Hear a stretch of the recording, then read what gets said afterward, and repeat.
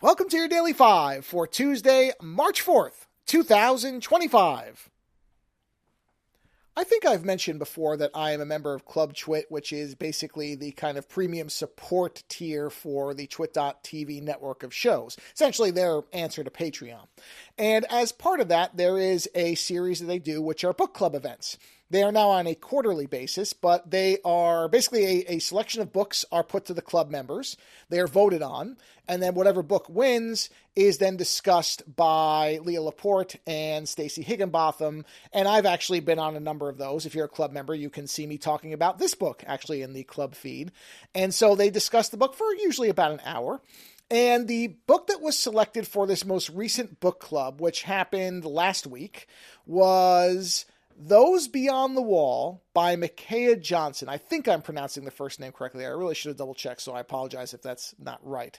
But this is a book that this is actually a second book in I guess a series. I don't know if 2 books counts as a series, but there's at least one book that directly precedes this one and is connected in some fundamental ways, but importantly, at least in my opinion, you do not, I don't think, need to have read it to enjoy this book. And in fact, I enjoyed this book so much that I'm not going to read the previous book because I don't want to.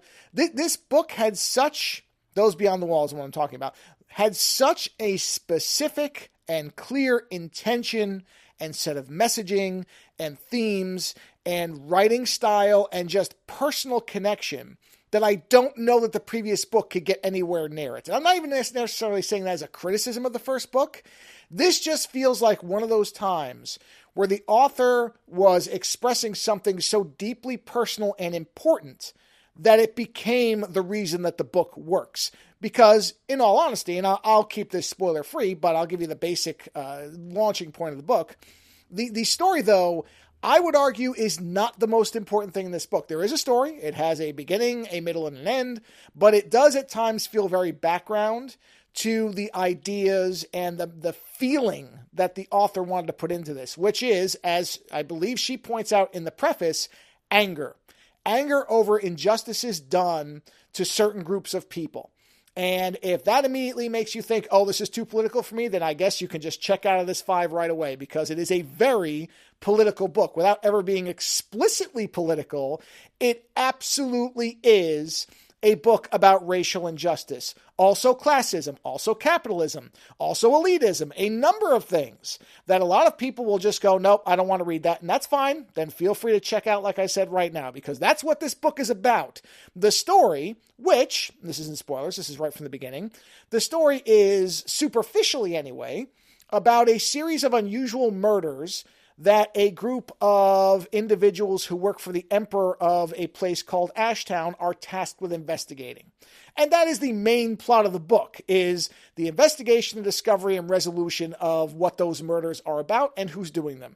But again, outside of the very beginning and the very end, that is mostly background to the main character talking about their life, their experiences, the things that have happened to them and the people around them, and why that they are among a group of people who exact retribution in an exceptionally violent way.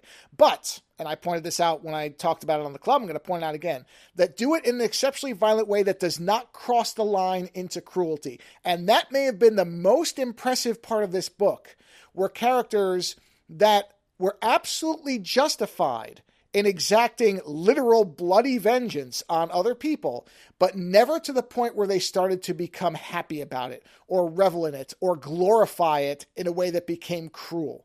It always felt like this was justice, not just vengeance. There was an element of that, but vengeance earned as opposed to simply cruelty for cruelty's sake. And without spoiling anything else, I'll talk about it, of course, on Friday, I found this to be an exceptionally powerful book. I was thinking about this book for quite a while after I finished it.